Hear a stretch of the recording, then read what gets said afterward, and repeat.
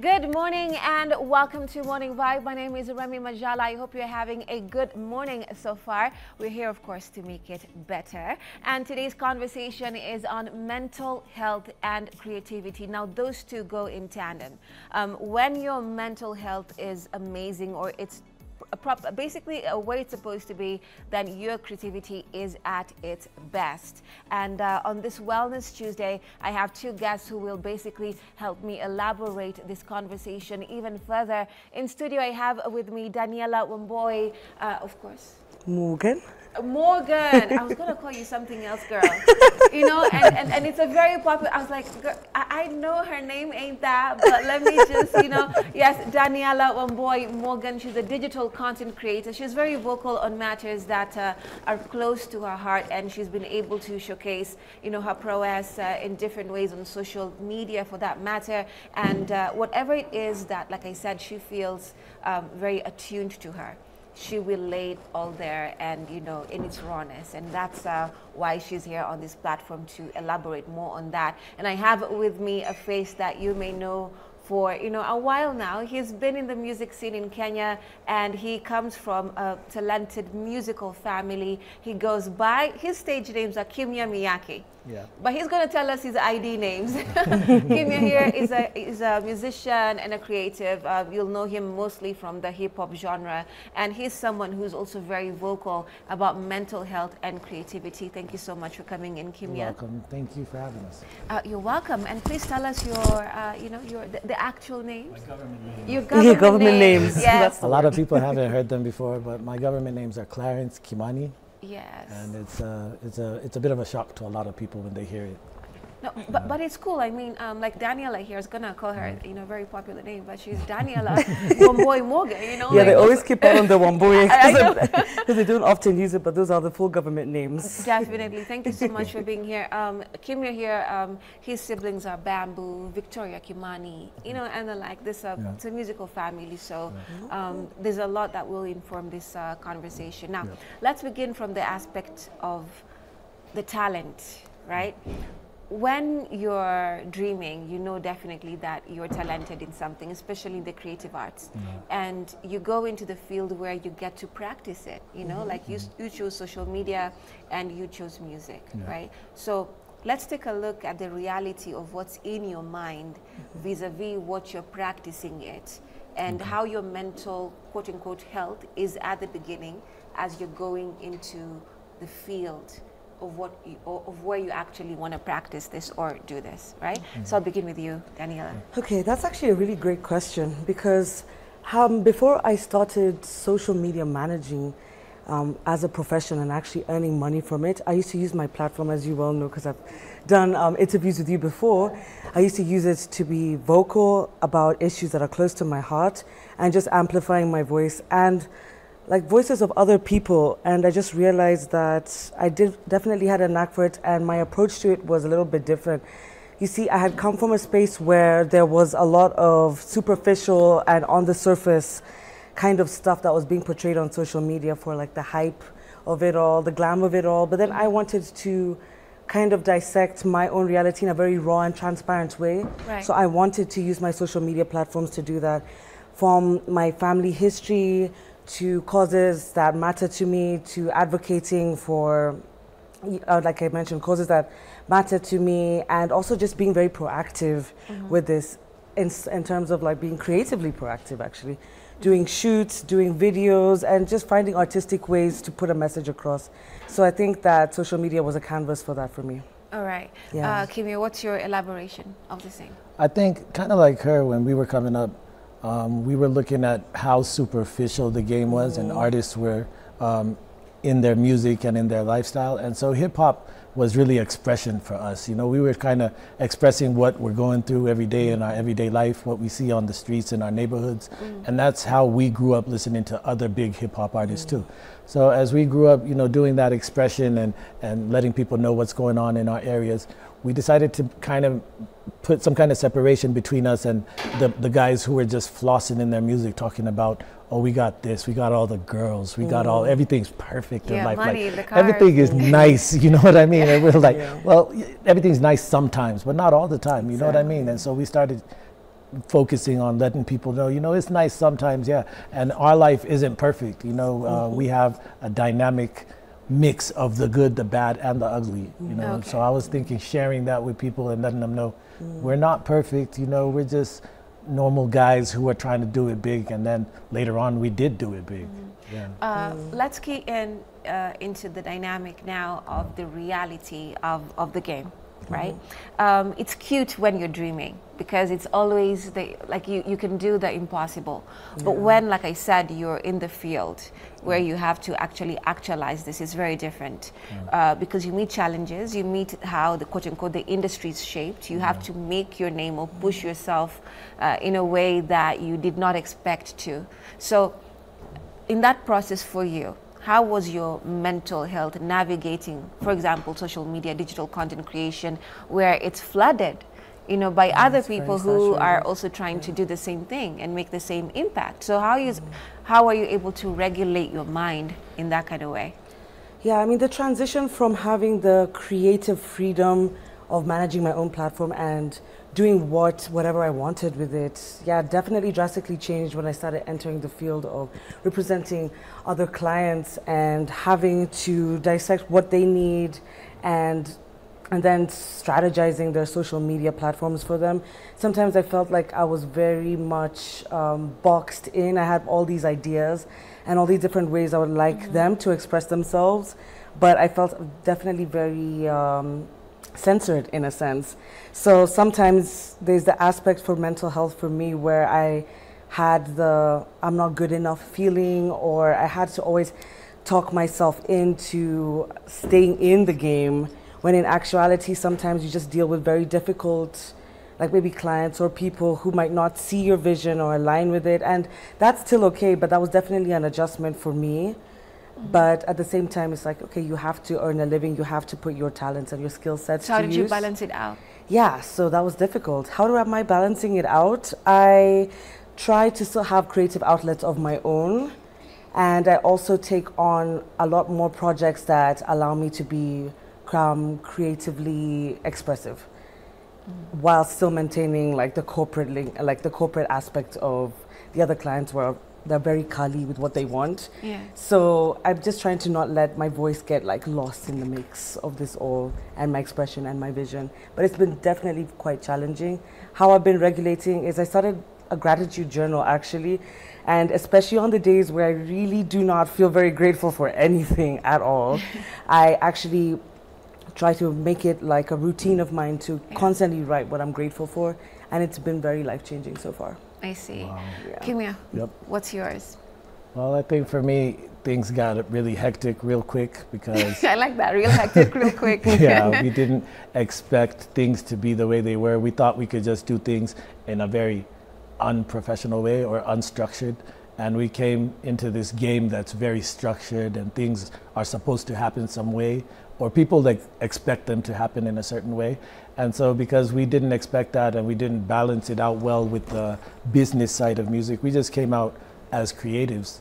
And I think that the industry wasn't the money part, the business, Yeah. okay. See, the business aspect is where most of a musician's work is being done, to be honest. The creative part is a small percentage, but we didn't recognize that back then. We thought it was all creative. So we wanted the space to be creative. We didn't want that structure for business, and we didn't embrace the business side of it very well. And so that led to a lot of frustrations later on.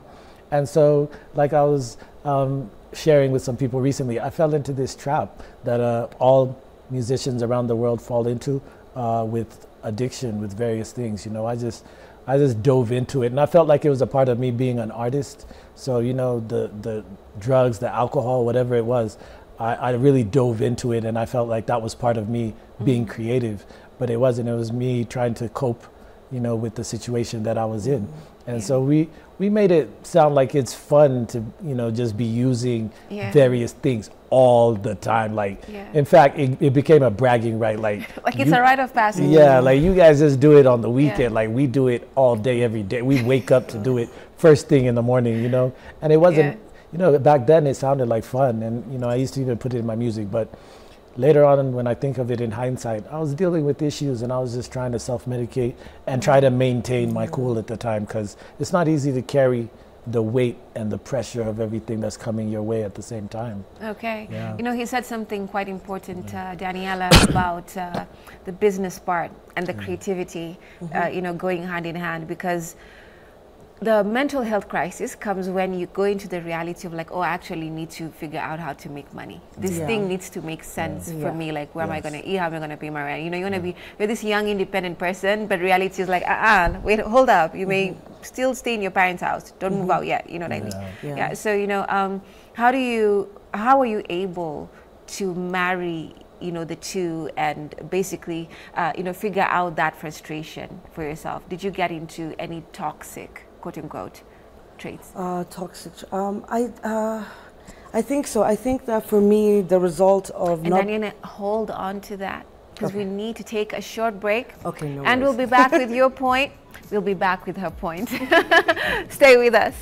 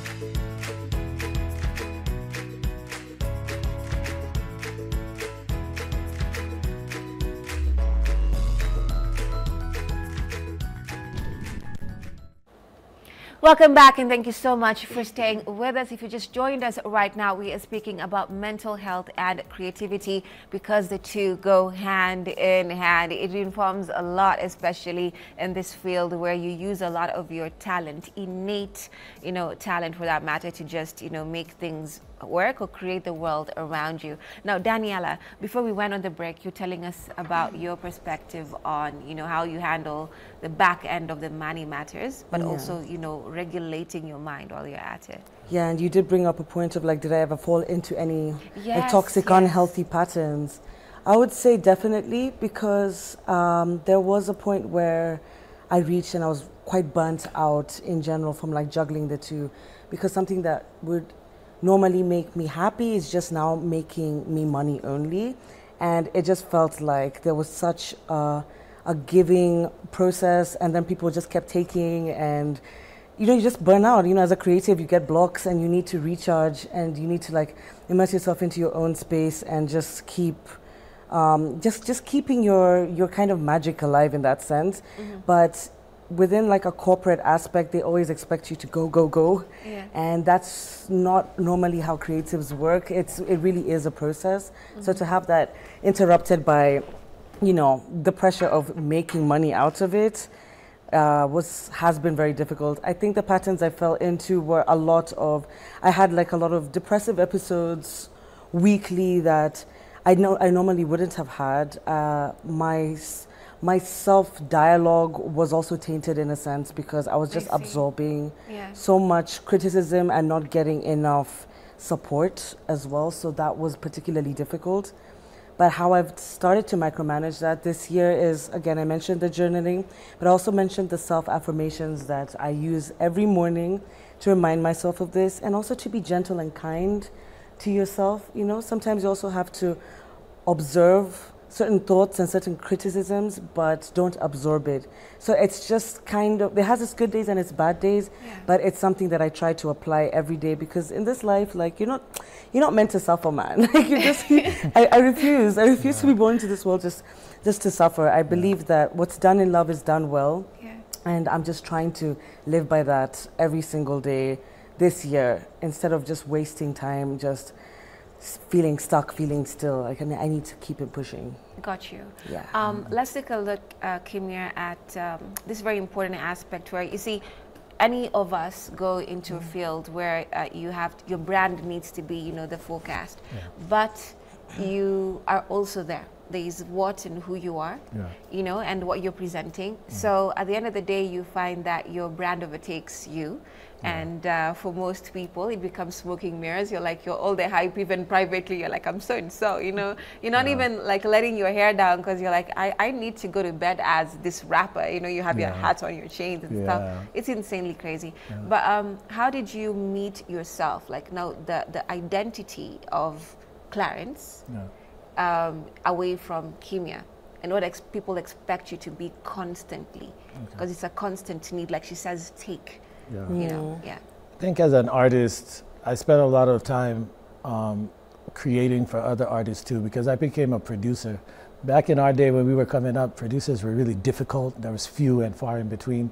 So I spent a lot of time learning. And like I was telling you earlier, I'm a low-key geek. Like I learned technical things without going to school. Like in a couple weeks, I learned like crazy stuff. So I learned production, I learned video production. So to get this weight off my shoulder about me having to be this guy for everybody, then I changed into a person of service for other people. There was a lot of other upcoming artists who didn't have studios and they had really good skills. So I started helping other artists come up. I started recording their music, doing videos for them, and just running the management part of the studio, where I'm an artist there too, but then I was like taking the focus off me a little bit, because I think being the center of attention and carrying all that weight, and you don't have a place to let it out. But you see, it's not your choice though. It's not your choice. Like even both of you, people see you around and they assume they know you. So they'll come on, they're like, hey, how you doing? And sometimes there's a pressure to live up to expectations which are not per se yours, or things that you can't afford or even do. So how do you manage that? Because it's what you want, which is noble and ideal, but reality isn't as ideal. I decided to create a different character from who everybody thinks I am. So, and at the time, I guess everybody wanted to be Mr. Nice Guy, everything's perfect. So I created this persona where everything ain't perfect, and I'm like a bad boy. I'm like this, I'm not supposed to be the good, perfect guy. I'm this bad guy who might do anything at any time, and I kind of just let go of the perceptions. Like I may or not be seen in a car. I might just hop in a bus, you know what I'm saying? As a matter of fact, one day I met somebody on the streets who stopped me and told me, yo, you remind me of somebody. And he went on to explain about who I remind him of. And then, now I'm like, wait a minute, tell me who this is. I'm intrigued. And so the person tells me, oh, he's this rapper named Kimia. And so I was, you know, I was dumbfounded. I was like, wait a minute. This, like, now I'm feeling stupid because I'm listening to him explain me, and then, yeah, to me. So I'm like, okay, I'm playing him, so let me just tell him. So I'm like, yo, I'm Kimia. And the guy was like, now I hate you, man, because I respected you because you look like him, but Kimia could never be here. I was like, what? He was like, Kimia, he wouldn't even stop to talk to me. Like, he would never be on the streets. He does, I don't know what perception they had. Like like people don't take public transportation. You got cars. You would never be seen in public. And even if you were, you wouldn't talk to a normal person. But you see, that wasn't me. Me, I was a cool guy I'll be outside the club talking to watchmen in a club I'm going to perform in. You know, I'm talking to the staff, connecting with them on a normal level, not looking down and treating people badly, you know, because that was the VIP culture. Like, you're supposed to have an air of authority and standoff. Yeah, unreachable. Yeah, and I didn't quite embrace that because I got a lot of love. I'm a lover person. I got love for people. I got love for other artists. So we need to come back to that because he said, you know, the bad boy, and girls do like bad. So I'm like, I don't know what he's saying. So like, what about you? Because I'm sure you had the same issues. I actually do. I was even just going to hop right in. It's also the same with me in terms of, like, people always insist on attaching me to this persona of, like, okay, if you look a certain way, you have to be a certain way. Like, you have to dress a certain way, have to hang out in certain clubs. And I really just dissolved that narrative in my late 20s. I was like, I'm not doing any of that. Like, I'm not even a girly girl. People always expect me, like I mentioned, to dress a certain way, hang around certain girls and be certain things. I'm such a tomboy, and I love to switch it up on people every chance I get. And also with well, I call it like a superpower, a little superpower, with the fact that I can speak Kikuyu fluently and no one ever sees it coming. So I can always switch that up. No one ever sees it coming because I refuse to be cooped up into a box that people insist that I must fit in. But then she can. I say screw the box. I like that. Yeah, so I just love to hit them with a plot twist, and I'm just going to keep doing that for the rest of my life now. So, so how does that change or transform the creative bit for both of you? Okay, for me, the fact that, I think that it's just a metamorphosis. It's just always constantly saving room for you to evolve, be teachable, save room to learn new things, and to keep constantly growing. So in this evolution, where are you right now? I definitely think that I'm growing more into myself, hence why, as he mentioned, it's so much easier to dissolve perceptions and narratives of you that just just don't fit, you know. So I think currently right now I'm definitely more comfortable in my skin and like who I am, what I believe in, and a lot of my identity now is centered around the core values that I have just really deeply explored the past couple of years, and it's just helped me just stay grounded in who I am, really. Okay, Kimia. Yeah. I think that as much as you're a brand, you know, and I studied this in college, like in pop culture, an artist or an icon, whoever it is, a movie star, whatever, they're a commodity, and they're packaged in a certain way, and they're sold in a certain way, and they have to meet all these prerequisites to be that commodity, and there's things they're not allowed to do and stuff.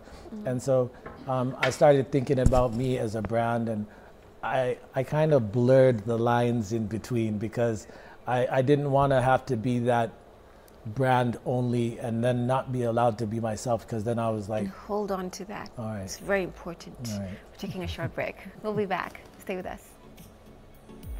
Yeah. Bye-bye.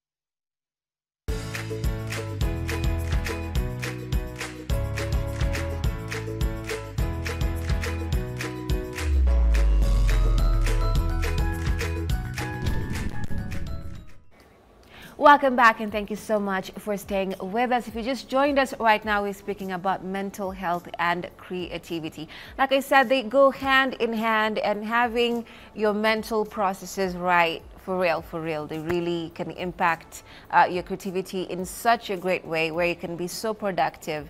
But there's the other side of that, when it's, you know, the journey, the reality of now getting to the place where it's actually literally, you know, healthy, and they go in tandem. Right, so Kim, you are mentioning something before we took a break.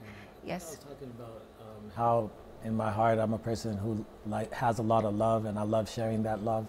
So I kind of wanted to share my human experience with people and let them know that even while you see this persona who's supposed to be on a certain level and everything is perfect, for me I wanted to show them that we're human too. There's a normal side to this. Like, you know, whoever you look up to as an icon, they're somebody's brother, somebody's sister, somebody's son, somebody's father or mother, you know, a lot of the times. And people forget about those connections that they have. But while they forget, people also connect with a real human story. Like, I think that the more of an icon that you could be, they would have to create a fake human story for you, for people to connect to, because people connect to real stories. Like, if we look at the world's biggest brands, most of them are connected to a personal story, you know, of growth, failure, falling, just various things happening to you, you know, right? And so I think, like, with my music, when I was really doing very well, I kind of didn't like the limelight I was getting because it was totally unrelated to the music. And that really messed me up, like, because I was like, you know, now that I'm here and it's the music that got me here, now you guys want to talk about girls, you want to talk about cars, you don't want to talk about the music. Like, everything else became important except the music. And that, like, it made me look at things really weird. And like I said, because I hadn't focused on the business aspect of my music, then I started dealing with it like it's all a game, and I got into this self-medication thing. I became like a chemist. Like, when I was too excited, I would take something to calm me down. And if I got too calm, too chill, I'd get something like to hype me up. And I turned into this Dr. Alchemist guy who just had plug connections left, right, and center that weren't really helping. But at the time, I thought it was the right thing to do, you know? Wow, surreal, surreal. Daniela, does the aspect of what he's basically saying, now you're the peak of your game, and you're having all this recognition, and it feels like you're a god, quote unquote. So here you are, everyone wants to know you, everyone wants to be around you, you know, just everyone wants to connect. And then with time, it keeps getting quote unquote normal. You know, you're going back to a normal life, people are not, you know, as zesty around you and stuff like that. So how do you regulate, or how did you, if you did, regulate from that? Okay, how did I regulate from being at the peak of my, like, career or, like, you know, trajectory in life to then just it becoming, like, you know, just like a normal everyday thing? I mean, you know, for me, I think the older I got, the more I started to cherish, you know, the important things in life. Like, I started to cherish, like, you know, a private life equaled a happy life for me. My social circle started getting, like, a bit smaller. My habits started becoming healthier, because even to add on to what he was saying, because I also used to party a lot, you know, and I just realized that addiction or these bad habits aren't even always the problem. It's a reaction to an already existing problem, you know, and that's where I could also really thank myself for how far it took me, and the line of work that I chose, because as much as it can be very demanding, it also gave me structure, it gave me stability, and it helped me now start to pick and choose, like, where to go, how to indulge, how often to indulge. I started picking up more habits that changed my life. So I think regulating for me came hand in hand with the habits and the disciplines that came with just being at the cusp of, like, just knowing what is more important. Because I think that there are just two kinds of people in this world. There are those who are aware, and there are those who are not. So self-awareness has been key when it comes to just regulating myself just in my day-to-day life now, really. Got you. Fair, fair. What about you, Kimia?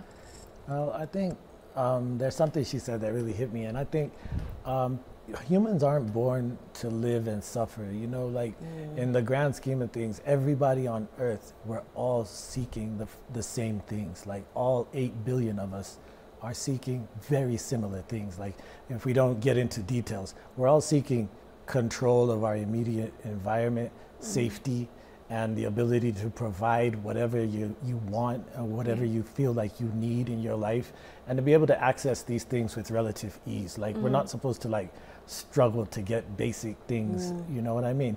And that means we're meant to be able to excel in different things that we do, you know? We're supposed to be able to live our dreams out and make things happen in this life, and that's what it's really about. And so I found this little secret in connection with that when you're trying to do these things, I think that if you find something to do for other people and you focus on that a lot, then it connects you to so many amazing things. Like it's gonna, I mean, if I look, again, I like using examples of really big brands or people. Like if you look at Amazon, they just solved a problem. They didn't just come out here and just make the biggest business. They solved a major problem for more people than random people do, you know? So the more people we can solve problems for, like if you just sit and think, well, what can I use my talents to solve other people's problems so that I don't spend so much time focusing on me or what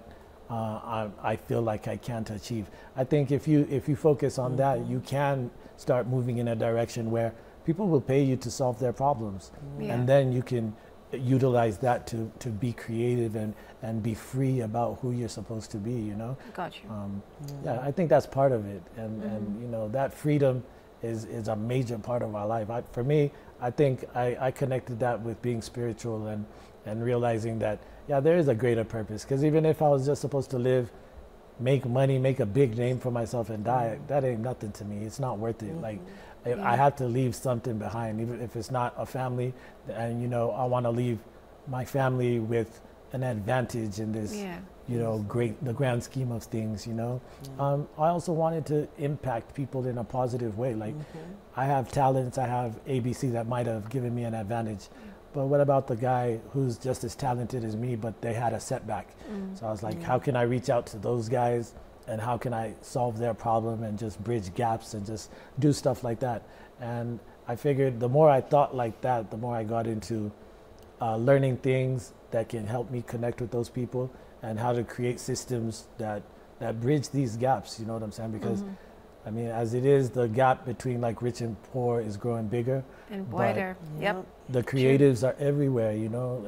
Creatives don't come from one dynamic. Creatives come from everywhere. And you know, if we can empower the creatives who don't have money, I think it'll be a really good thing, because like even when I was coming up, the creatives who had money dominated the game. And I kind of love the fact that we used to make them shake in their boots because we didn't have the money for the business, but we had the talent. Hey. Right, well, with that, we're taking a short break. We'll be back. Stay with us.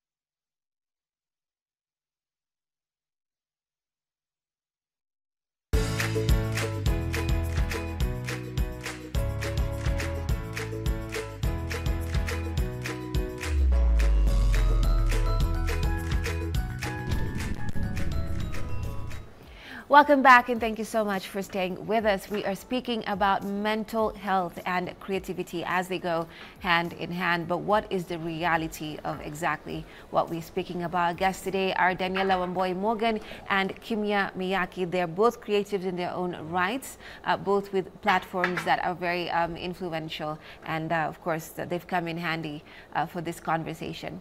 Let's speak about the realization of creativity. You know, are we ever prepared for where creativity will take us? You know, do we really, you know, say, okay, fine, I'm going to do this, I'm going to become this or that, or is it just a wish? And then you get shocked like, oh my God, nilifika sa Angelica na kilam too. Or is it like, yeah, I'm supposed to be here because it was envisioned, or I had prepared, or I just knew what I wanted and I'm here because I knew what I wanted. Yeah, either of you. Okay, I can go. Yeah. Okay, for me, I think it's, so for instance, I feel like I've been a content creator by nature since I was a little girl. Like ever since I had that little Kodak camera, I was always trying to you know, take something ordinary and try and make it into something visually extraordinary. And I wouldn't say that I constantly practiced my craft, but every single time anything in my life just aligned, whether it's like birthdays or like social events or stuff like that, I would always try to freeze moments in time, and that's what I love about pictures. You know, they freeze moments in time and they're constantly yours forever. So I just found myself doing that more and more, and then slowly by slowly people started to recognize that talent in me, and I just realized then and there over time when I started to get more affirmations on it, I realized that maybe this is something I should be pursuing seriously. And then that's also that little inner voice of yours that you just know that this is something that you're supposed to do, or this is something that you're supposed to be doing, you know. And for me, I'm just a visual storyteller that really tries to hyper focus on telling really important stories of other people, and why not do that through a creative outlet. So for me, I think my process was, I think I always knew that was what I was supposed to do. I definitely have deviated like different career paths and tried and dabbled in different things, but it always led me to this point. And now I actually run like huge shoots myself. I conceptualize different themes for shoots. All this has just led me to doing the one thing I knew I was supposed to be doing. And I definitely believe that's content creation and telling powerful visual stories. Would you be doing anything else if it wasn't? I actually just thought of that because we were chatting on the side. Yes, I would actually randomly. I would have actually loved to pursue archaeology. I've always had a passion for prehistoric life ever since I was a little girl again. So if I could go back, or if I had the means to, or there was nothing like constraining me to do so, I would definitely pursue that. Okay. Yeah. Kimya. Well, you know, I like what she said about when you're young. You know, a lot of these dreams and expectations start when you're young. Yeah. I think a lot of life tends to kill that expectation. Like you'll grow up saying, oh, I'm gonna be this. You know, kids are always saying that, you know, oh, that's my car. You know, when I grow up, I wanna be this. And life just keeps putting them in check and telling them, oh, you can't do this, or this isn't gonna be easy. But if you stay connected to that expectation and that dream, then you kind of expect certain good things to happen for you, you know, and you take baby steps and sometimes long strides towards getting to those dreams and expectations. And so when they come, you're not so surprised, you're kind of elated and you're enjoying it. But there's something called like preparation that you're supposed to have. And I think that we lacked proper preparation, and we didn't have what I would think. I think of electricity, like that limelight is kind of like electricity flow, and you need to stay grounded. And if you're not grounded, you're literally gonna float away and you're gonna live like in another world, like totally. And if you're if you're that disconnected, it's not, you have to have people around you who are connected to the ground, because then people are just gonna lose connection with you. They're gonna think like, yo, this person is like a literal airhead, like they don't even know what's happening, you know. But even like people who might exist in that world in a bubble and they are airheads, they're surrounded by like a team of like 50 image consultants, Yeah. PR Yeah. people, like Yeah, they're like, how do you no, replace you the made a body? mistake when you said that statement about ABC. Yeah. Now people are gonna take that like this. Now you have to control that narrative and fix it by doing ABC. Yeah. You know, and so for me, I guess when I was really up there, I expected it and I embraced it. And then, like I said, I didn't like how now the focus was moving away from music.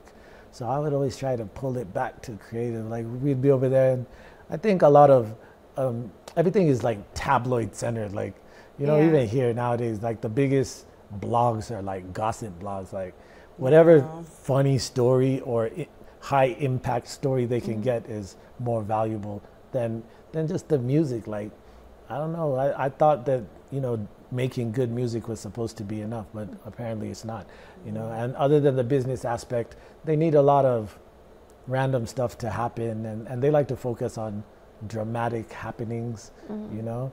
And so I tend to focus on just being positive and staying connected to that expectation I had. And I became a lifetime learner in the process. Like I figured, I'm not always going to be able to stay on top of my game, like, and everything is changing. Right. Like I said, the only constant thing is change. Yeah. So adapt. You got to learn to adapt. When I was rapping, like the people who were listening to me, the majority of them are family people right now. They got kids that, you know what I mean? Yeah. And there's a lot of younger people who came up after them. And so to connect to them, I had to adapt and evolve and change, you know? And in the process, I continue just learning and learning and learning. Like I said, I love tech.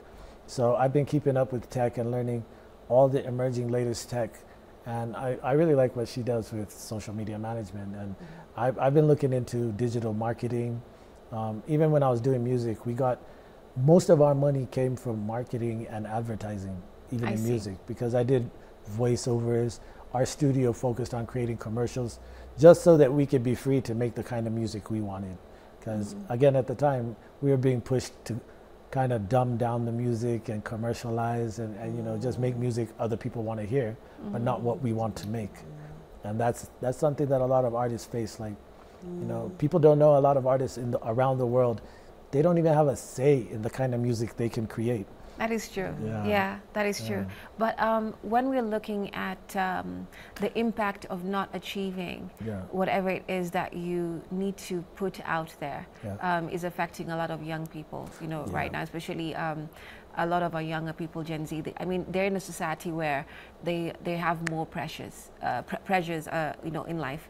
They have more you know, challenges in basically articulating some things because of how they are. Things are coming at them fast, not clear, and, you know, very core. So how would you like to, you know, give them perspective, especially being people who are there, been there, done that, and everything, you know? So we need to take a short break. Okay. But I'll be back, and then, you know, you'll be able to give us your perspectives on the same. We'll be back. Stay with us.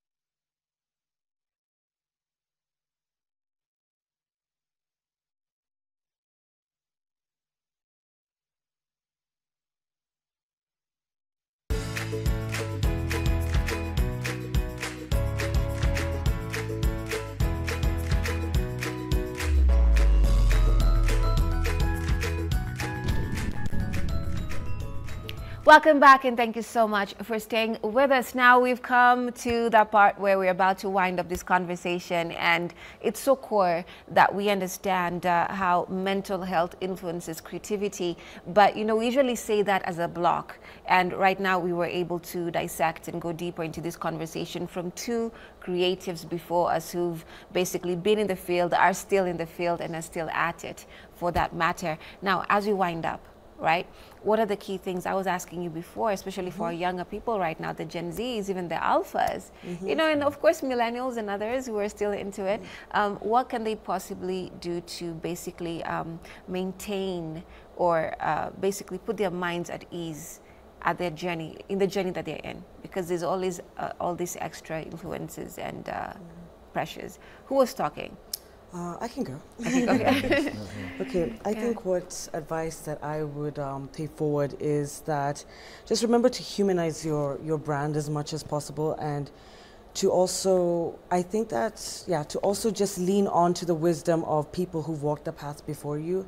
I think that it's very important to enlighten yourself with like I said, like, you know, OGs that have, you know, done the thing that you're trying to do before you, and also lean on to like support as well. I think that so your support system is really, really important, because there's sometimes in your career, your chosen career path or your field where, you know, you will give it your all and it still might not be good enough. And that's just a tough reality of anything that you do in life. It still might not be good enough, and that doesn't mean it's not right.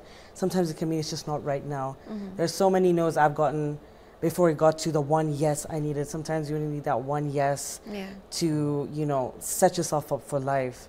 So I definitely think that I would put in place systems and people that can support me, especially through those moments when I can't really do it myself. I see what you mean. All right, fair. That's good. Kimia. Yeah, I think there's no such thing as Superman or Superwoman. We're all very human, like she said. So definitely connect with your human side. Don't be afraid to have moments of weakness, you know, and just be a lifetime learner. You can adapt to anything. You're definitely destined for greatness, because one thing didn't make it. You just got to keep moving and not focus on the failure. Just keep moving. All you need is that one yes, like she said, just one. Okay. So, you know, you shouldn't worry about it, and, you know, just take your time with everything. All right. Guys, thank you. We've come to the end of the conversation, and I appreciate you being here and just elaborating your journeys, and individually for that matter, and being able to, you know, dissect where, you know, your creativity goes to a high, and then, you know, things can go left or right for that matter. Thank you so much for watching Morning Vibe. My name is Remmy Majala. Coming up next is, of course, E Interactive with my colleague Tony Murigi. Stay with us.